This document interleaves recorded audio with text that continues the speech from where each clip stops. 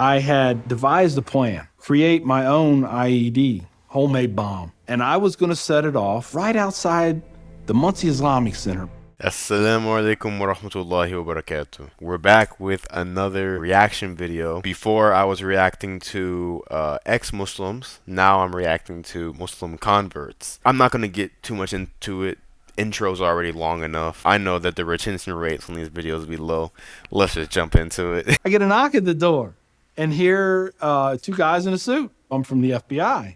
The first thing I have to say is, what took you guys so long? I told them the truth. I was going to make my own IED, and I was going to set across the Islamic Center over in a bank's parking lot, and I was going to dial it in and just watch the show. Growing up, I saw a movie, and it was Rambo. Rambo was tough, respected. He had intestinal fortitude. I said, that's what I want to do. I went off and joined the Marine Corps. I wanted the action. The first time I got shot at, I remember looking at my watch and I says, man, this time last year I was in English class. I fought several times in the Middle East, Desert Shield, Desert Storm, South America, Philippines, Somalia.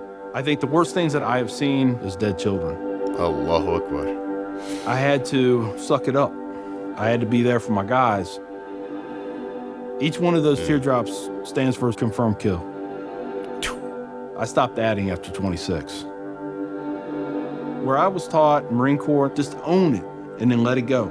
But there comes a time when there's too much of that and you can't turn it off anymore. I want you to give me a window into your state of mind at that time.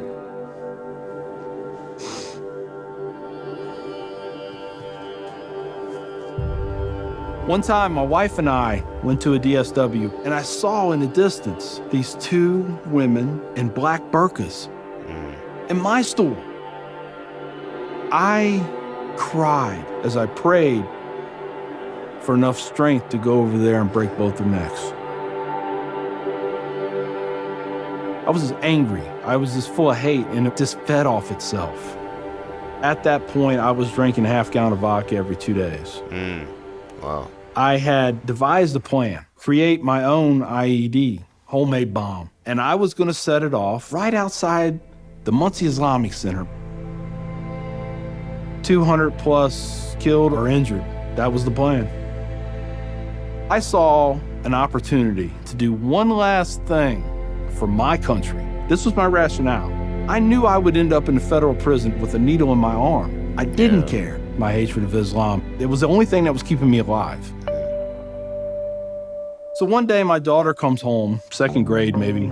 She was telling me about this little boy who sat across from her. His mom came to get him. She said she had scarves on her and she had a dress all the way down to her feet and you couldn't see her on nothing but her eyeballs. At that point I snapped, started spewing things out of my mouth that should never be said in front of children or anything. She didn't say anything. It was the look on her face. I remember my daughter looking at me like I was absolutely the craziest person on the face of the earth. She was my little buddy. Yeah, she used to say we were road dogs. I know I saw it in her eyes. I made her question that love.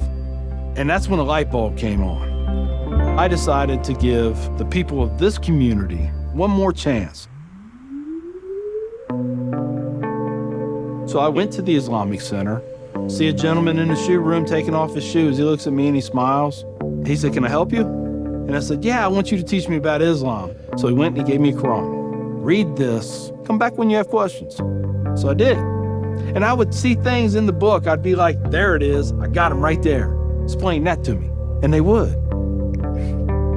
This was a kind of awakening. Long story short, 8 weeks after that first day I stepped into the Islamic Center, I became a Muslim. Allahu Akbar.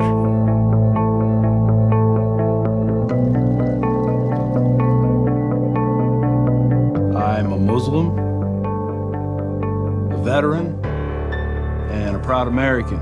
I had learned that I was completely wrong about everything that I felt. You know, Judaism had a message, Christianity had a message, Islam had a message. Funny thing is, though, it was the same message. It was about peace, and it was about love. Please join me in welcoming Mr. McKinney. My big thing is now to stop the hate. Nothing good has ever come out of hatred. I've done too many things. I've hurt a lot of people. I have to live with that. But if I can stop somebody else on the path of non-forgiveness, I won.